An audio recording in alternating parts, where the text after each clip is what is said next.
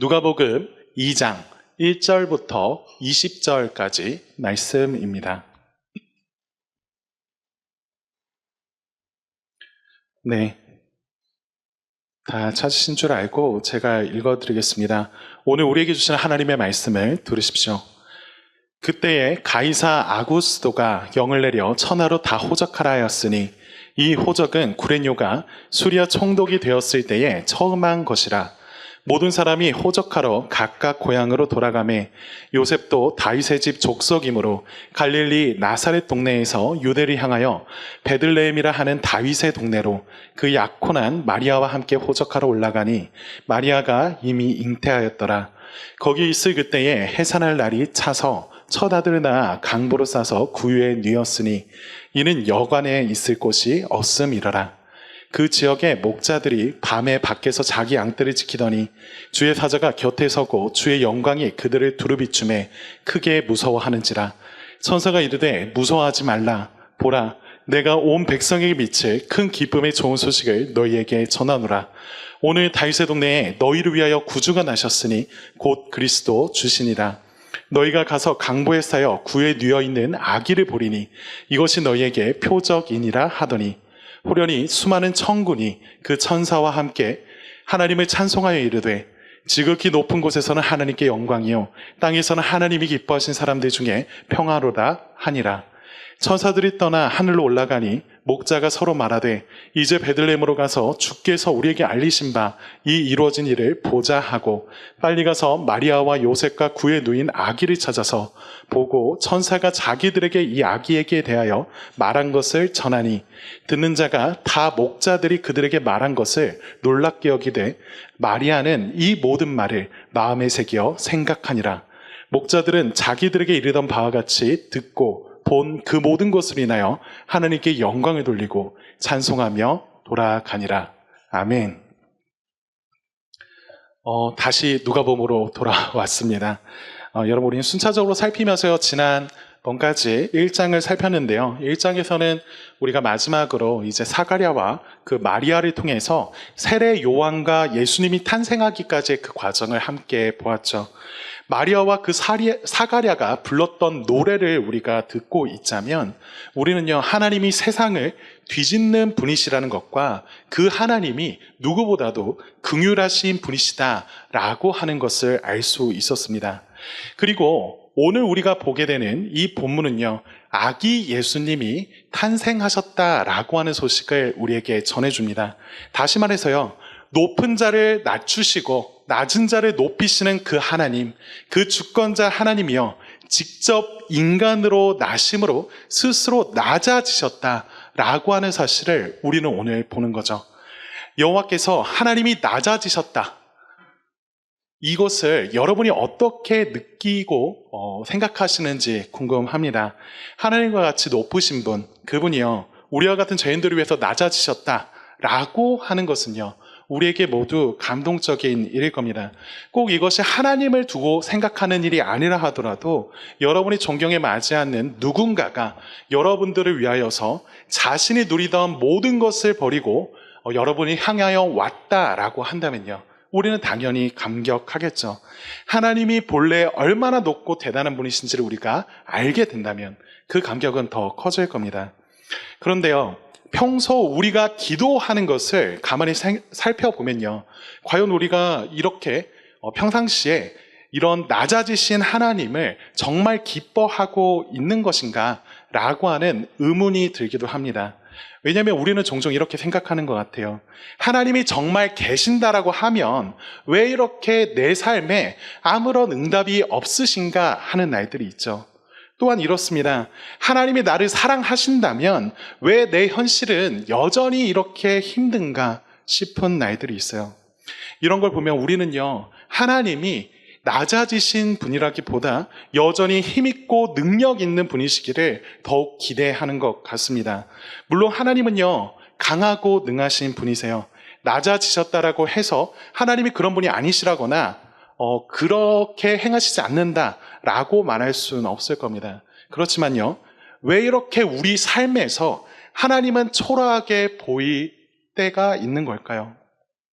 왜 하나님은 이 세상에서 힘있고 능력있게 역사하지 않으시고 약하고 약한 그 아기의 모습으로서 오셨을까요? 여러분, 오늘 본문을 통해서요, 하나님께서 행하시는 그 방식, 그리고 그 안에 담겨있는 그 복음이 보여주는 역설적인 이야기를 함께 보면서요, 주님이 그렇게 약해지셨다라고 하는 것, 우리 하나님이 우리를 향하여서 찾아오실 때에 낮아지셨다라고 하는 것이 우리에게 어떤 소망을 주는지 함께 보았으면 좋겠습니다. 여러분, 첫 번째 대지로 함께 나누고자 하는 것은요, 그 하나님이 초라해 보이는 때가 있다라고 하는 걸 나누려고 해요. 여러분, 1절부터 3절까지의 말씀을 같이 읽어보면 좋겠습니다. 함께 읽겠습니다. 시작. 그때에 가이사 아구스도가 영을 내려 천하로 다 호적하라 하였으니 이 호적은 구레뇨가 수리아 총독이 되었을 때에 처음 한 것이라. 모든 사람이 호적하러 각각 고향으로 돌아가매. 여러분, 지금 이 말씀 보면요, 누가복음을 기록한 저자 누가가요, 이 예수님의 탄생을 말하기에 앞서서 로마 황제의 칙령, 그 명령으로부터 시작을 한다라고 하는 걸 주목하십시오. 여러분, 이 사람 누구냐면요, 가이사 아구스도라고 써 있죠. 현대식 발음으로 하자면 카이사르 아우구스투스라고 하는 사람입니다. 아우구스투스라고 하는 그 라틴어 찾아보니까 존엄한 자를 말할 때 쓰는 단어래요. 그러니까 이런 표현은요, 본래 신적인 존재 혹은 그 신전에서나 불리던 표현이 이런 표현이었습니다. 다시 말하자면 그 황제, 로마의 황제 아우구스투스는 신적인 권위를 가진 존엄한 존재인 것처럼 자신의 이름을 나타내고 있어요. 여러분, 이 사람이 누구냐면요, 여러분들이 뭐 한 번쯤 들어보셨을 말 중에 이런 말이 있죠. 주사위는 던졌다. 루비콘 강을 건너면서 했던 말이죠. 혹은 뭐 왔노라, 보았노라, 이겼노라, 뭐 이런 말도 그렇고요. 브루투스 너 맞아. 이런 식으로 말하진 않았을 텐데 대충 누군지 아실 겁니다. 이 말을 남긴 건 율리우스 카이사르라고 하죠. 뭐 영어로 다르게 발음하면 줄리우스 시저라고 불리기도 합니다. 이 사람은 아니에요. 그렇진 않고 그 사람의 입양된 아들, 그 사람이 오늘 우리가 보고 있는 로마의 황제입니다. 어떤 사람이 좀 살펴봤더니요, 그러니까 아까 보았던 율리우스 시저의 누나의 외손자래요. 그러니까 이제 뭐 이걸 어떻게 말하냐 봤더니 외조카 손자 뭐 이런 식으로 표현을 하는데 감이 잘 안 오죠. 어찌됐건 당시에 있어서 이 로마 황제였던 사람이 이를 당연하게 얘는 내가 후계자로 두고 키워야 될 사람이다 라고 여겼던 것 같아요. 그래서 이 사람이 앞서서 시절을 이어서 로마 제국의 초대 황제가 되었고요. 약 41년을 다스리면서 팍스 로마나, 그러니까 로마의 평화의 시대를 열게 했던 사람입니다. 이 사람의 이름은요, 옥타비우스라고 하는 사람이에요. 여러분, 이름이나 이런 사실들에 대해서 다 기억하지 않으셔도 됩니다. 그런데요, 제가 이걸 장황하게 굳이 말하는 이유가 있다면요, 누가가 이 복음의 이야기, 예수 그리스도께서 이 땅 가운데 오셨다라고 하는 이야기를 할 때 굳이 이 로마의 황제의 이름을 언급하면서 그때가 어느 때였는지, 그때가 어떤 풍경과 어떤 모습 속에서 일들이 일어났는지를 주목하게 한다라는 거죠. 여러분, 로마 황제로서 그 사람은요, 권력이 최고 정점에 달했던 시기가 이때입니다. 그 사람이요, 호적하라고 하는 그 명령, 그 칙령 하나로요, 로마 전역에 있는 그 천하가 다 들썩입니다. 로마 제국의 그 지배하에 있던 사람들이라면 누구나 다 이 명령을 무시할 수 없어요. 따라야만 합니다. 호적 조사하는 그 목적이 있다면 뻔할 겁니다. 여러분도 다 아시겠죠? 돈일 겁니다. 인구 조사를 해야, 그렇게 해서 세수를 좀 늘려야 로마의 그 막강한 군대도 유지하고요, 길도 깔고 대리석도 깔고, 그래야 그 위대한 로마 제국의 힘과 그 권세를 나타내 보일 수 있으니까요, 유지할 수 있으니까요, 이 일을 하는 겁니다. 그 로마 황제의 명령 그 하나에 어떤 일이 벌어지는지 보았더니요, 이스라엘의 총구석 갈릴리 나사렛에 살고 있었던 요셉과 마리아라고 하는 이 두 사람이요, 움직여야만 했습니다. 먼 길을 떠나야만 했죠. 4절과 5절 함께 읽어봤으면 좋겠습니다. 함께 읽겠습니다. 시작.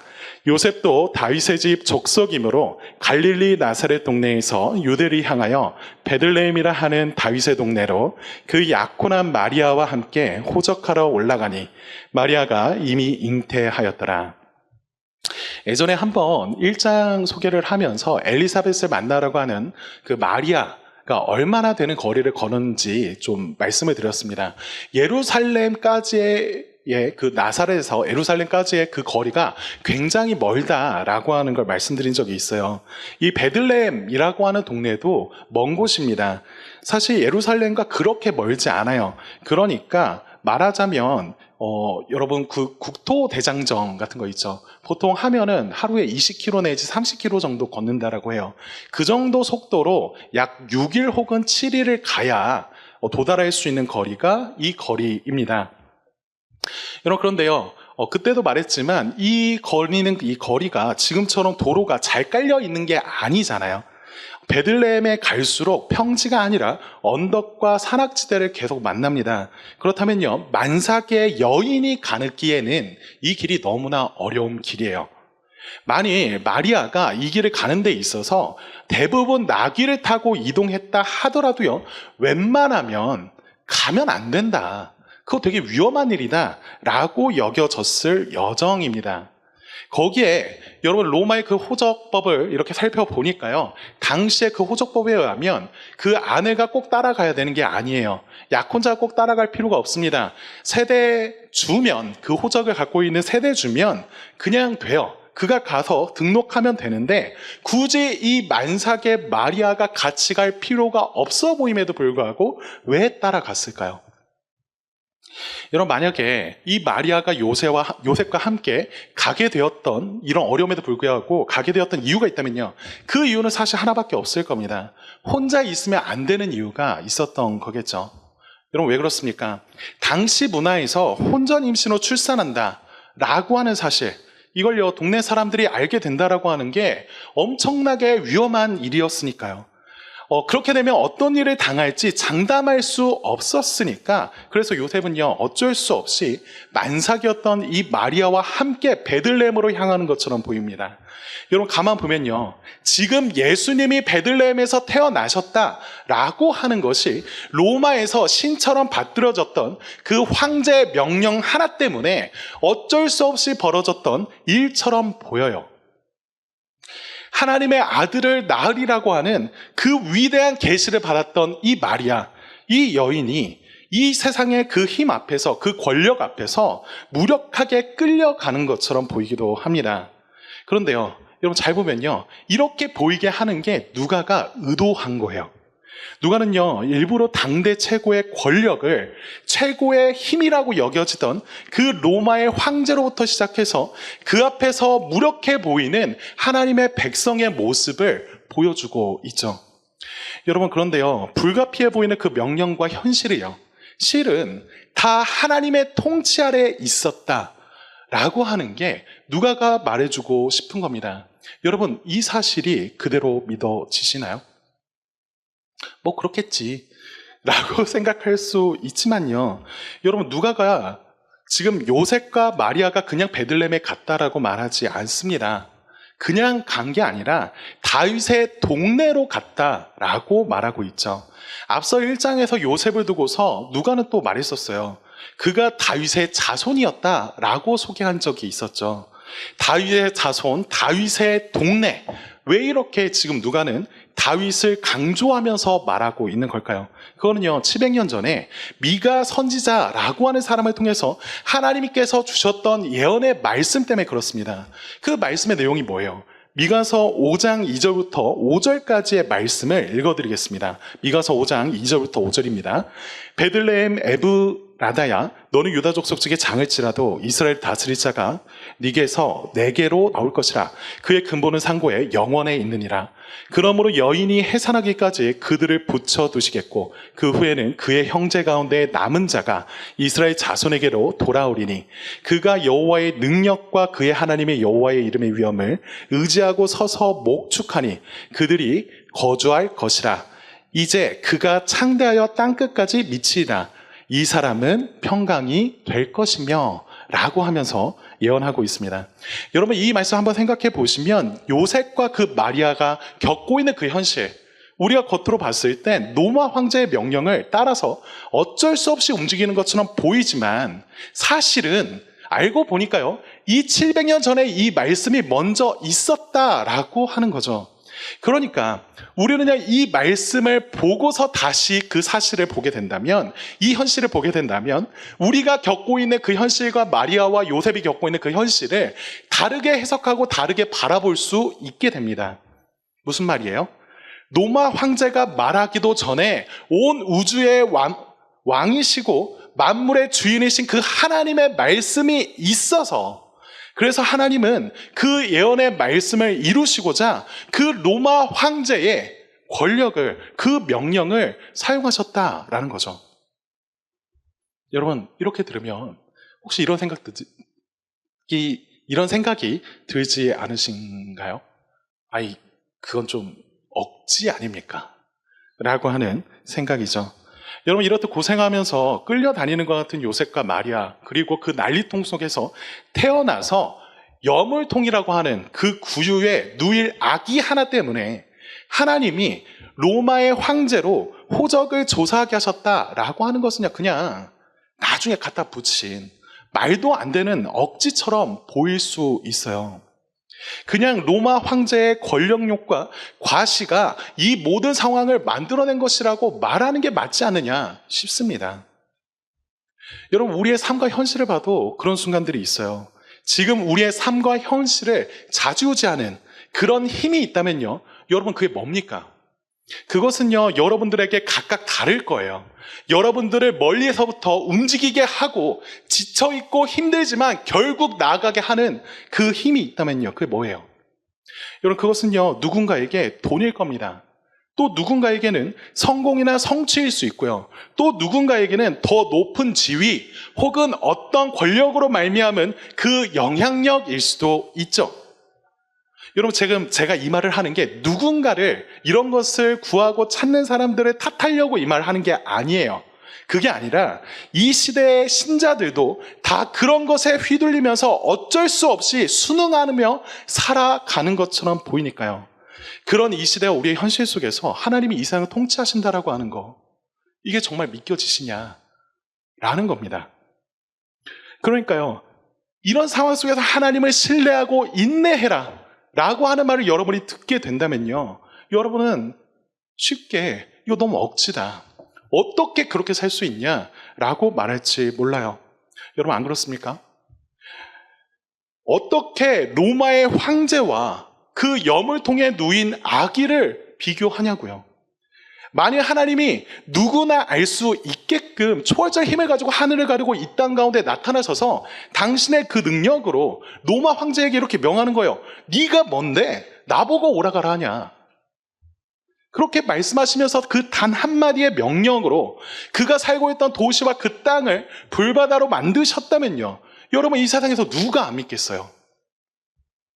그런데요, 하나님은 그렇게 하시지 않는다라는 거죠. 여러분, 우리 현실을 보면요, 꼭 그 정도는 아니더라도 이런 질문이 올라옵니다. 하나님께서 신이시라면서요, 우리의 삶을 책임지신다면서요. 그러면 우리가 예수님을 믿고 예수님을 따르게 되었으면 당신이 우리의 삶을 책임지신다고 하셨으니까 좀 우리의 삶이 좀 편해졌으면 좋겠고, 우리가 가는 그 길도 좀 열렸으면 좋겠는데, 그래야 할 것 같은데 안 그렇잖아요.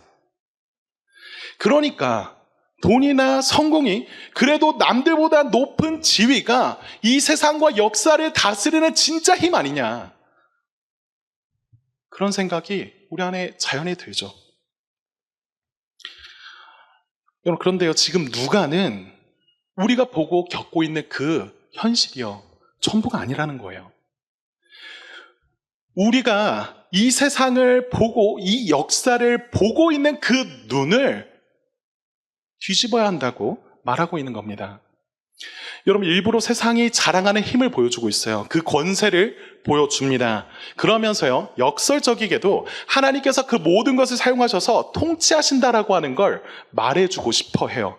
이 세상을 움직이고 뒤집는 진정한 권세가 있다면 저 화려한 궁전에 있는 그 황제의 한마디 말이 아니라 베들레헴에서 태어날 그 아기에게 있다고요. 여러분 6절과 7절을 같이 읽어봤으면 좋겠습니다. 함께 읽겠습니다. 시작. 해산한 날이 차서 첫 아들을 낳아 강보로 싸서 구유에 뉘었으니 이는 여관에 있을 곳이 없음이러라. 여러분 지금 보면요, 마리아와 요셉에게 있어서 믿을 수 없는 시련이 하나 찾아옵니다. 그게 뭐냐면 가까스로 그 베들레헴에 도착했어요. 도착했는데 아니나 다를까 바로 애가 태어날 것 같은 거예요. 산통이 오는 거죠. 요셉과 마리아는요, 정말 이 시간 이때에 절박했을 겁니다. 필사적으로 자신들이 머물 수 있고 그 아이를 낳을 만한 곳을 찾았을 거예요. 왜 안 그렇겠어요? 사람들에게 계속 찾아다니면서 집집마다 사정도 말해 보았지만 딱히 갈 만한 곳이 없었던 것처럼 보이죠. 아무래도 이유가 있을 겁니다. 이 호적이 전국적인 명령이었으니까요. 각지에서 그 고향을 따라서 그 베들레헴에 찾아온 사람들이요, 한꺼번에 몰리게 되니까 그 인파 탓에 그런 공간을 찾는다라고 하는 게 쉽지 않을 수 있죠. 먼저 들이게 되었던 그 각각의 집에 손님들이 있으니까 그들을 내비치고 이 사람들을 모신다라고 하는 것은 쉽지 않은 일일 수도 있습니다. 그래서요, 결국 이 두 사람이 가게 되는 곳이 어디예요? 그곳이 어디냐면 가축이 머무는 방이었습니다. 여러분 당시 가축은요, 사람들에게 있어서 굉장히 중요한 재산이었대요. 뭐 지금도 마찬가지죠. 그래서 이 가축을 그냥 어디 멀리 집에서 떨어뜨려 놓고 키우는 게 아니고요, 집 안쪽에 방을 따로 두고서 키웠다라고 해요. 그러니까 누군가는 이렇게 말하더라고요. 지금 우리가 생각하는 그 예수님께서 태어나신 그 자리가 우리가 생각하는 것만큼 그 정도로 나쁜 건 아니었다라고 말하는 분도 있어요. 하지만요, 우리 중에 누구라도요, 이 예수님이 태어난 그 자리에 가서 우리의 자녀를 낳게 하겠다라고 하는 분은 없을 겁니다. 당연하죠. 당연히 그 아이를 낳는 데 있어서 좀 더 좋은 병원을 찾을 거예요. 좀 더 괜찮은 의사 찾을 겁니다. 뭐 그냥 좀 더겠어요? 가장 좋을 만한 곳을 우리는 찾겠죠. 여러분 요셉과 마리아라고 해서 그런 마음이 없었을까요? 사정상 어쩔 수 없다고 치더라도요, 이 두 사람에게 이 상황은요, 너무 속상한 일입니다. 여러분 이게 속상하면 다인가요? 위험하기도 한 일이잖아요. 그렇지만요, 이 상황에서 이 두 사람들이 자신들이 할 수 있는 것은 달리 없습니다. 무슨 말이에요? 피할 수 없는 현실이 지금 앞에 놓였다라는 거예요. 온 우주를 다스리시고 이 세상 역사를 뒤바꾸실 그 하나님이 인간이 되어서 이 땅의 아기로 낳으시는 그 순간에요. 그 순간은 생각보다 낭만적이지 않았습니다. 요셉과 마리아 입장에서 여러분 생각해 보셔야 돼요. 그들은요, 온통 이 과정이 초조하고 불안했을 겁니다. 출산이 임박했는데 제대로 된 방 하나 구할 수가 없어요. 여러분 왜요? 돈 없는 거죠. 누구 하나 자신들을 보면서 딱히 여겨서 자기들이 머물고 있던 방을 내어주지 않습니다. 아무도 이 사정을 몰랐다라고는 생각할 수 없을 것 같아요. 애써 외면했겠죠. 여러분, 아이가 태어난다라고 하는 것은 누구에게나 환영받고 기뻐해야 될 순간입니다. 그런 순간에 그곳에 보여지는 모습은요, 초라하고 누추한 것들만 가득했죠. 곁에는 동물들의 울음소리, 냄새가 가득했고요. 태어날 아기가 누일 것은 오직 구유, 아까 말씀드린 것처럼 동물들의 그 음식이 담겨 있었던 여물통 정도밖에 없습니다. 아무리 그걸 깨끗하게 했다 하더라도 어디 그런데 아이를 누여요. 누구도 그 아기를 알아보거나 주목하는 사람이 없습니다. 여러분 이게요, 세상 역사를 뒤엎으실 하나님, 그분께서 인간이 되신 순간이에요. 메시아가 탄생한 그 순간은요, 낭만적이지 않았습니다. 누가의 관점에 의해서는요, 누가가 본 그 관점으로 우리가 보자면 이 모든 건 그냥 어쩔 수 없이 일어난 일 아니죠. 아까 말했던 것처럼 그 로마 황제의 한 가지의 명령을 통해서 하나님께서 계획하시고 이전부터 예언하셨던 일들을 이루어가고 계신 거잖아요. 그러면 지금 이곳을 향하여서 이 여물통이 있는 이 자리를 향하여서 오게 만드신 게 누구예요? 하나님이시잖아요. 여러분, 하나님은요, 이렇듯 우리가 갖고 있는 기대와 다르게 일하시곤 합니다.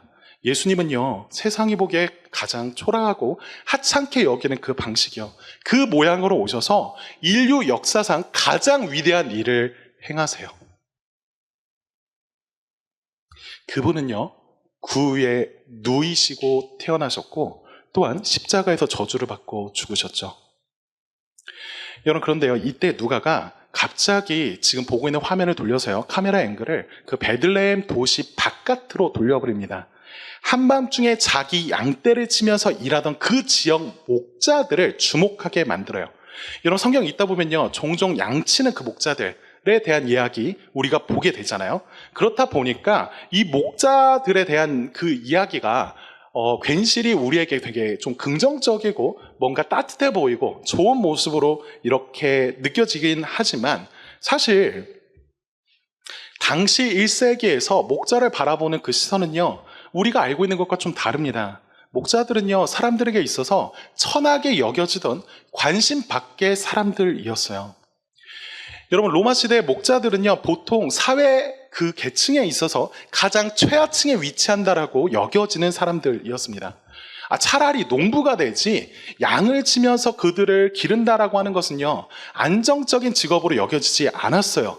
당시 유대의 그 랍비 문헌에 의하면 목자들은 세리나, 여러분 세리 아시죠? 당시의 매국노처럼 여겨졌던 사람들이에요. 그 세리나 노름꾼들과 함께 천한 직업으로 분류되던 사람들입니다. 여러분, 그렇게 이 사람들은요, 법적에서 증언할 자유도 없어요. 그런 자격이 없습니다. 늘 이곳저곳 떠돌아다니면서 정착하지 못하는 유목민이어서요, 이 사람들은 교육도 제대로 받지 못했고요, 문맹도 굉장히 많았다라고 합니다. 양을 돌본답시고 틈만 나면 사유지를 침범하는 사람들, 그 사람들이 목자다라고 하는 게 당시의 시선이었대요. 그러니까 목자들 생각하면 이 사람들 정직하지 못해, 이 사람들 도둑이야 라고 하는 생각으로 그들이 여겨지고 소외되었습니다. 여러분, 이것만이 아니에요. 목자들은요, 종교적으로도 부정하다 여겨지고 소외되었어요.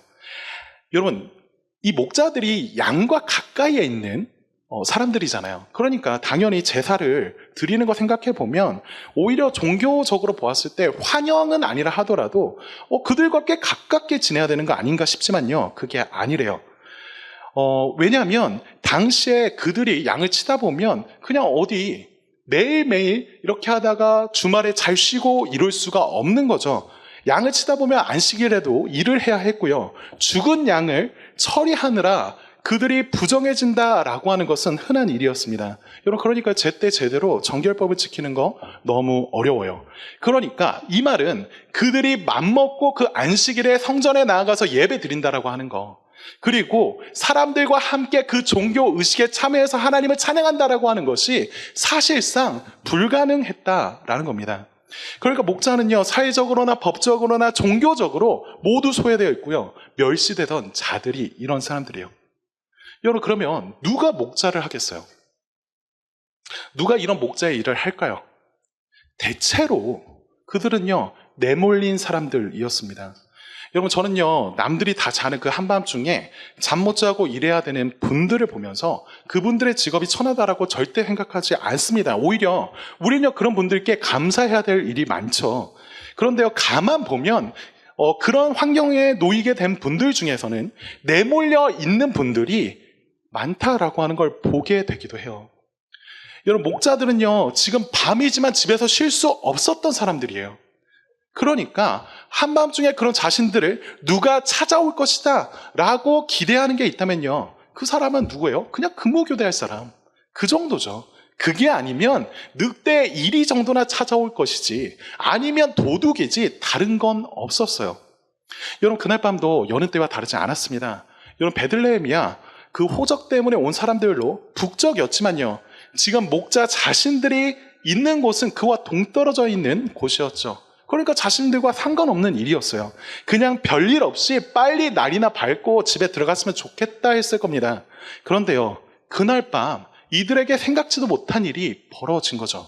여러분, 그게 9절입니다. 9절 말씀을 함께 읽어봅시다. 읽겠습니다. 시작. 주의 사자가 곁에 서고 주의 영광이 그들을 두루비춤에 크게 무서워하는지라. 여러분, 한번 상상해 보자고요. 늘 어둠 속에서 모닥불을 보고 있었던 그 사람들이요, 지금 이 상황을 보고 엄청 놀랐을 겁니다. 여러분, 한 번도 본 적 없는 일이에요. 뭐라고 설명할 수 없던 그 빛이 그들을 비췄습니다. 성경은요, 이것을 두고서 주의 영광이 그들을 비췄다라고 말을 하죠. 여러분, 사람들로부터 천하게 여겨지고 관심 밖에 있었던 이 목자들을 천사가 찾아갔고요, 한밤중에 영광의 빛이 비치니까요, 목자들로서 얼마나 놀라겠습니까? 성경은요, 이 광경에 목자들이 보고 놀랐다라고 말을 하고 있어요. 이들 중에서는 이런 사람도 있을 겁니다. 어떤 모종의 사건 때문에 어쩔 수 없이 사람들의 눈을 피해서 이 한밤중에 일을 하게 됐을지도 몰라요. 꼭 그런 게 아니라 하더라도 우리가 무엇과 비할 바 없이 너무나 깨끗하다 못해 그 구별되어 있는 곳을 보게 되잖아요. 그곳에 발을 들이밀게 되잖아요. 그때 좀이라도 우리가 후줄근한 모습을 갖고 있고 땀에 쩔어서 발에 냄새가 날 것 같으면요, 내가 여기 있어도 되나? 라고 하는 생각이 절로 들죠. 게다가 성경에 천사가 나타난다면요, 보통 어떤 계시를 주시거나 그게 아니라면 보통은 뭔가 큰일이 벌어졌어요.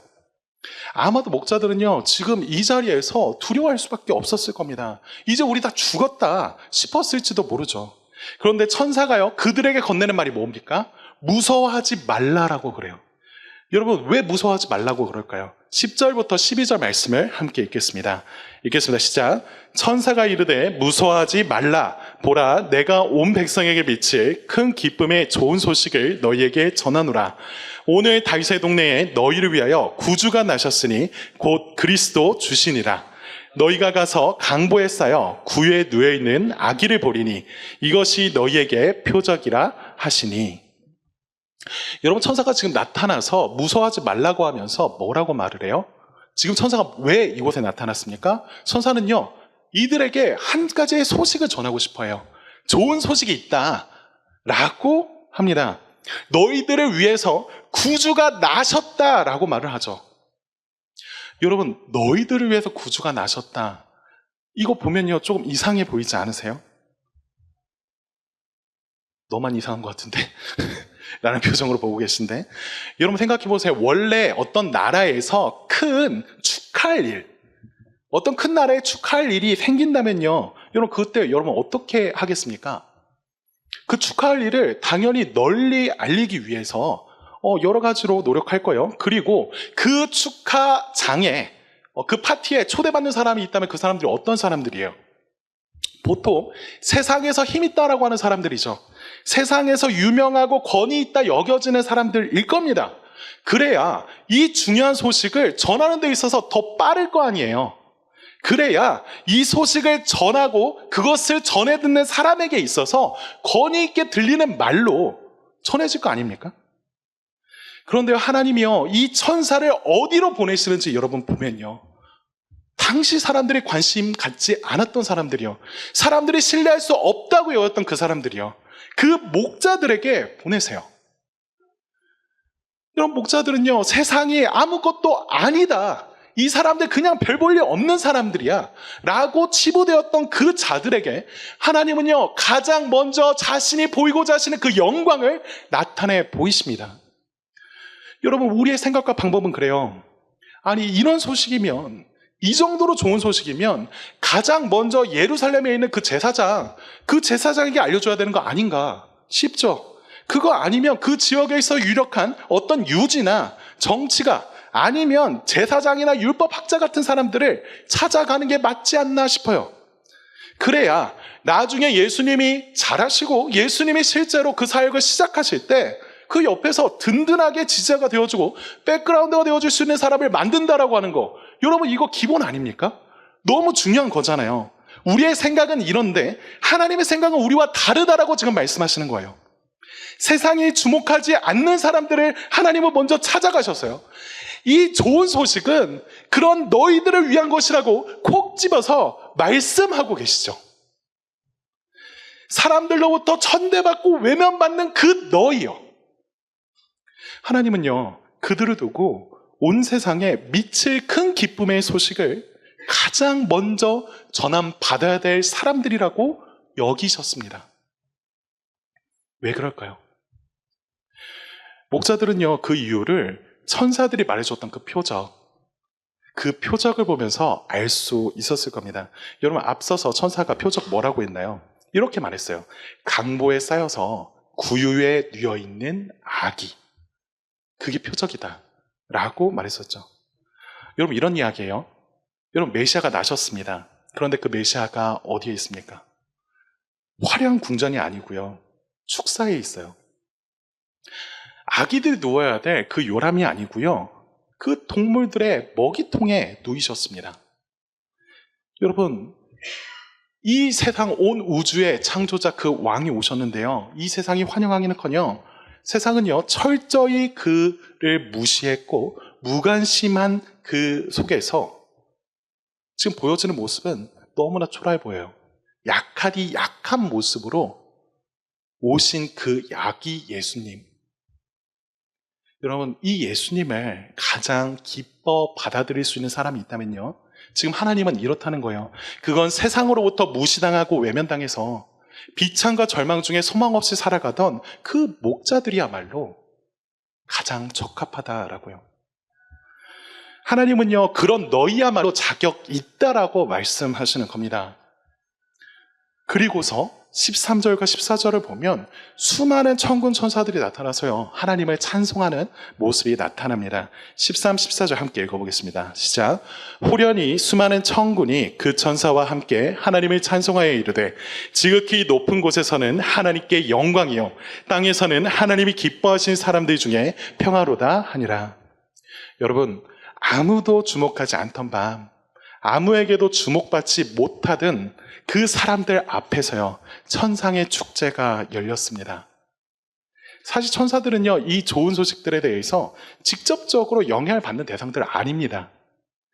그런데도요, 지극히 높으신 그 하나님이 이런 계획을 하시고 또 이렇게 행하신다라고 하는 것이 너무나 감격스러워서 천사들이 가만히 있을 수 없었대요. 다 같이 노래합니다. 그렇다면요, 이 좋은 소식을 직접 전해 듣고 영향을 받아야 될 그 대상들은요, 여러분 어떻게 반응해야 할까요? 여러분, 마태복음 2장을 보면 이 소식이 단지 목자들에게만 전해졌던 게 아니라 저 동방에 있는 박사들에게도 전해졌다 말합니다. 그 동방의 박사들에게 전해진 이 소식을 통해서요, 이 사람들은 유대 왕이 어디 나셨나 이렇게 살펴보다가 그 예루살렘이라고 하는 지역에 왔고, 그곳에서 헤롯을 만나서, 그 유대 지역을 다스리던 그 헤롯을 만나서 그에게까지 이 소식이 전해졌죠. 그런데요, 이 소식을 들었던 사람들 중에 헤롯이라고 하는 사람은요, 앞서 있던 사람들과 다르게 반응합니다. 찬양과 경배하기는커녕요, 어떻게 합니까? 그 메시아 죽여야겠다 생각하죠. 왜요? 혹여나 자신이 누리고 있던 그 좋음이요, 그 왕이요, 그거 빼앗길까 두려워서요, 불안해서 그렇습니다. 여러분, 지금 헤롯만 이랬다라는 게 아닙니다. 이미 자신의 삶이 평안하다고 여겨지고 안전하다 여겨져서 무엇도 놓기 싫은 사람들은요, 이날 이때에 아기 예수 맞이하지 않았습니다. 여러분, 이게 예수님을 만나기 위해서, 제가 이 말을 드리는 게 예수님 만나기 위해서, 그래서 여러분의 삶이 좀처럼 흔들리고 괴로워야 된다라고 말하는 거 아니에요. 그렇지만요, 이렇다는 겁니다. 이미 우리의 삶이 너무나 안전하고 충분하다고 여겨서 그것이 내 힘으로 얻은 것이기에 마땅히 누구에게도 빼앗길 수 없고 나눌 수 없다 하는 이들에게는요, 이 구유에 누인 아기 예수요, 별로 필요 없어요. 도리어 그 아기 예수가 우리 자신이 누리던 그 안식처를 빼앗고 흔들지 않을까 두려워서요, 애써 외면하는 거, 그 사람들의 모습이죠. 여러분, 그들에게는요, 구유에 누인 아기 예수가 평화라는 게 이해되지 않습니다. 그렇게 하나님은요, 사람들의 관심 밖에 있었던 그 목자들을 먼저 찾아가셨고요, 그들에게 이 소식을 먼저 전하셨습니다. 그 소외됐던 자들, 사람들부터 관심 밖에 있던 그 사람들을 통해서요, 복음이 먼저 전해지게 하셨어요. 여러분, 그럼 마지막으로요, 목자들은 이 놀라운 소식을 천사로부터 듣고 나서 어떻게 반응했는지 그걸 한번 살펴봅시다. 여러분, 15절 16절을 읽어보겠습니다. 15, 16절입니다. 시작. 천사들이 떠나 하늘로 올라가니 목자가 서로 말하되 이제 베들레헴으로 가서 주께서 우리에게 알리신 바 이 이루어진 일을 보자 하고 빨리 가서 마리아와 요셉과 구에 누인 아기를 찾아서. 여러분, 목자들이 지금 어떻게 반응하고 있나요? 그들이 보였던 그 첫 번째 반응은요, 단순했습니다. 야, 가서 보자. 16절은요, 거기에 이어서 그것도 그냥 간 게 아니라 빨리 갔다 라고 말해주고 있죠. 여러분, 제가 이것을 읽으면서 그런 상상이 들더라고요. 이 목자들이 지금 뭐하러 지금 이 밖에 있어요? 양들을 돌보고 있잖아요. 그러니까 이 상황에서 야, 가자, 야, 빨리 가서 봐야 될 것 같아 라고 한다라고 하는 건 지금 돌보던 양들을 어떻게 할 거냐라고 하는 질문이 먼저 생기더라고요.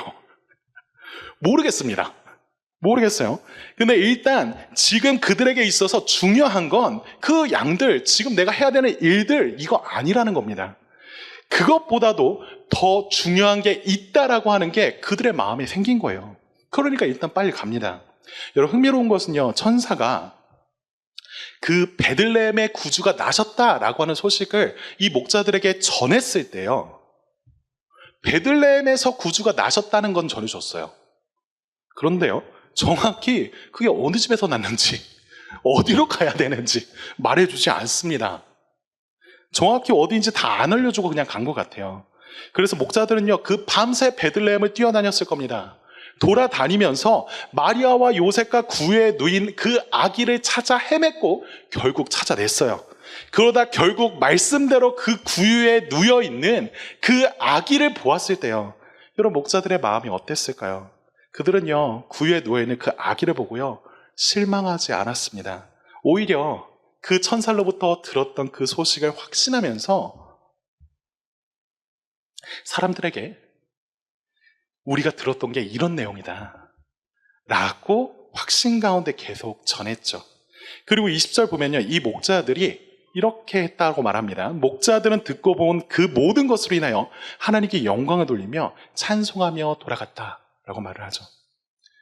여러분, 왜 이들이 이렇게 놀라워하면서 또 기뻐하면서 찬양하면서 돌아가고 있을까요? 여러분, 그들이 본 것은요, 화려하고 대단한 무언가가 아니었습니다. 목자들이 본 것은요, 오히려 정반대였죠. 구유에 누여있는 아기요. 자신들을 위해서 오신 그 구주와 표적을 보니까요, 자신과 세상을 보는 눈이 달라진 거예요. 여러분, 만약에 메시아가 화려한 궁전에서 태어났다라고 하면요, 목자들은 놀라워했을 겁니다. 그렇지만요, 그 돌아가는 길이 마냥 기쁘진 않았을 거예요. 그 메시아가, 그 오셨다는 메시아가 우리가 살고 있는 그 현실과 너무 동떨어져 있는 것처럼 보이니까요. 그런데요, 이 구유에 누여있는 아기 예수를 보니까 그 초라해 보이고 무의미해 보였던 자기 인생이요, 다르게 보이는 겁니다. 사람들로부터 천대받고 관심받게 놓여있던 비주류라고 생각했던 자신의 인생이요, 자신이 겪었던 그 비창과 열등감과 그 소외의 감정이 다 녹아내리는 거죠. 왜요? 그것은요, 온 세상에 미칠 가장 큰 기쁨의 소식이 다른 누구도 아니라 자신과 같이 자격이 없다 여겼던 우리에게 먼저 찾아왔으니까요. 여러분, 그들에게 너무 익숙했던 그곳이 예수님이 태어나신 장소예요. 집과 건초, 가축들의 그 오물과 그 쓰레기가 섞여서 냄새가 진동하는 그 자리, 그 자리에 누이신 아기 예수를 보면서요, 목자들은요, 자신과 별반 다르지 않은 모습으로 낮아지시고 약해지신 그 구주를 만났습니다. 여러분, 이게 뭘 의미해요? 예수님은요, 바로 우리와 같이 가난하고 소외되고 별 볼 일 없는 사람들을 위해서 오셨다라는 거죠. 천사가 목자들에게 전했던 그 말을 다시 한번 주목할 필요가 있습니다. 여러분, 10절 말씀을 제가 다시 읽어드릴게요. 10절입니다. 천사가 이르되 무서워하지 말라. 보라, 내가 온 백성에게 미칠 큰 기쁨의 좋은 소식을 너희에게 전하노라. 여러분, 천사는요, 지금 이 소식이 어떤 특정한 계층, 특정한 민족만을 위한 것이라고 말하고 있지 않아요. 대신 뭐라고 말하죠? 온 백성에게 미칠 소식이라고 말을 하죠. 여러분, 이 온 백성이 누굽니까? 이 온 백성에는요, 부자만이 아니고요, 가난한 사람도 있어요. 교육받은 사람만이 아니라 무식한 사람도 있습니다. 성공한 사람만이 아니라 실패한 사람도 있어요. 저와 여러분이, 그렇다는 건 저와 여러분이 어떤 처지에 있든지 간에, 어떤 문제를 갖고 있든지 간에, 어떤 실패를 경험했든지 간에 이 하나님의 나라와 그 백성에 들어가는 데 있어서 상관없다는 겁니다. 여러분, 구에 누이신 아기 예수를 보십시오. 여러분, 지극히 높으신 분이요, 세상의 관심과 주목을 받지 못한 채 이 초라한 모습으로 구에 누이셨다라고 하는 소식을 두고요, 그분이 나와 같이 비천한 사람을 위해서 오셨구나 라고 하는 것을 아는 사람은 복이 있습니다. 여러분, 기억하세요. 하나님은요, 그 쓰레기가 가득한 그 더럽고 냄새나는 축사의 구유에 태어나기를 원하셨습니다. 하나님, 왜 이런 걸 원하시죠? 다른 이유 없을 거예요. 우리가 이거 어떻게 설명할 수 있습니까? 하나죠. 그분이 사랑이기 때문에 그래요. 여러분, 말씀 맺겠습니다. 여러분, 우리는요, 은연중에 기대해요. 하나님이 조금만 더 힘있고 능력있게 나타나시면 좋겠다라고요. 그래서 우리의 삶의 문제를 단숨에 해결해 주시고 우리를 성공시켜 주시고 누구나 알아볼 수 있도록 복 주시기를 바랍니다. 여러분, 이런 거 우리가 실제로 기도하고 말로 옮기지 않는다 하더라도요, 지난 한 주간 우리가 그와 같은 생각으로 얼마나 많이 살았어요. 세상이 말했던 대로 돈과 힘과 권력을 가지고 잘나야만 하나님의 일을 할 수 있는 것이고 복음이 좋은 소식이라고 하는 걸 증명할 수 있다는 듯이 살아왔던 게 우리 아닙니까? 여러분, 이번에 조금만 좋은 회사 간다면, 누가 보더라도 괜찮은 사람 좀 만날 수 있다면, 내가 좀 넉넉해진다면 가족과 주변 사람들에게 하나님 믿으라고, 예수 믿는 거 좋다라고 당당히 큰 소리 내며 살 수 있을 것 같았잖아요.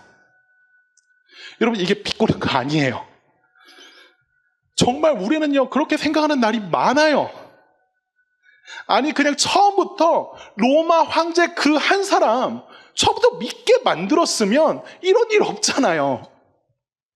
그 우주적인 힘과 권세를 가지고 이 세상 바꾸시는 거 하나님께 어려운 일 아니잖아요. 우리 처음 예수님 믿게 만드셨을 때 그때부터 제대로 하나님을 믿고 사랑하게 만들었으면 될 것 같은데, 그 힘과 권능을 가지고 우리의 마음을 다 붙잡고 행하셨으면 될 것 같은데, 왜 그렇게 안 하시나 라고 하는 그 마음이에요. 여러분, 여전히 우리가 우리의 삶을 바라보고 이 세상을 바라보는 그 눈이 이 세상이 말하는 그 힘, 능력, 그 권세, 그게 전부라고 생각한다면요, 그게 진짜 힘이라고 생각한다면요, 그런 세상에서 하나님은 보이지 않을 겁니다. 하나님의 말씀에 따르는 것은요, 전혀 불가능한 일처럼 여겨질 거예요. 여러분, 저와 여러분이 그런 상태에 있다라고 한다면요, 여러분 꼭 기억하십시오. 그런 세상의 힘이 우리의 삶을 옴짝달싹 못하게 만들고 그렇게 붙들어서 끌고 가는 것처럼 보인다 할지라도요, 진짜 세상과 우리의 인생을 붙들고 인도하시는 것은 하나님이십니다. 그럼에도 여전히 내게 필요한 건 세상이 말하는 그 힘과 권세다 여겨진다면 다시 생각해 보세요. 여러분, 이 세상 왕은요, 잔인해요. 돈과 성취와 안정은요, 우리의 상황과 형편을 잠깐 나아지게 할 수는 있어도 봐주는 법이 없습니다. 저와 여러분이요, 그 세상이 말하는 힘을, 그 권세를 믿고 따르고 순종한다면요, 그것은 언젠가 저와 여러분이 가장 힘들고 괴로울 그때에 저와 여러분의 등에 칼을 꽂을 겁니다. 그렇지만요, 구유에 누이신 아기 예수님을 보세요. 그분은요, 아무런 힘이 없어 보여요. 그렇지만요, 그분은 우리의 사정을 아시는 분이십니다. 그분은요, 자신을 만나기 위해서 가장 좁고 깨끗한 방을 내어놓으라고 말씀하시는 분이 아니십니다. 우리는 아무런 자격 없지만요, 그분은요, 저와 여러분을 위해서라면 기꺼이 짐승들 사이에서 그 오물통 사이에 누인다라고 하는 거 일도 아닙니다. 혹시 지금 저와 여러분의 삶이 무력하고 힘없게 느껴지신다면요, 아무도 알아주지 않고 아무것도 내세울 것 없어서 초라한 기분이 드신다면요, 여러분 마리아 한번 보세요. 마리아, 이 사람은요, 그야말로 이 모든 과정을 겪으면서 가장 크게 낙심하고 실망한 사람 아닙니까? 하나님의 아들을 임신했어요. 이제 태어날 때가 이르렀습니다. 그런데 보이는 게 뭐예요? 사람들이 외면해요. 뉘어서 애를 낳을 공간이 제대로 주어지지도 않아요. 어떻겠어요?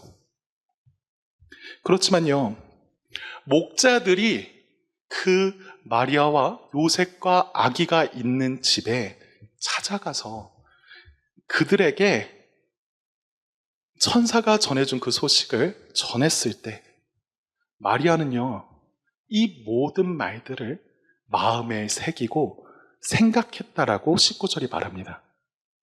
여러분, 무슨 얘기겠어요? 목자를 통해서 전해진 그 큰 기쁨의 좋은 소식, 온 백성을 위한 그 큰 기쁨의 좋은 소식이 자신에게 이루어진 일들을 달리 바라보게 만든 거죠. 여러분, 그리스도께로 오십시오. 그는요, 온 백성의 큰 기쁨이 되시기 위해서 구유에서 나셨고요, 하다못해 십자가에서 조롱받아 죽임 당하셨습니다. 여러분, 이 세상에 어느 신이요, 어느 왕이요 이렇게 합니까? 이렇듯 우리를 사랑하시는 분이 어디 있을까요? 여러분, 이게 오늘 본문이 전해주는 좋은 소식이에요.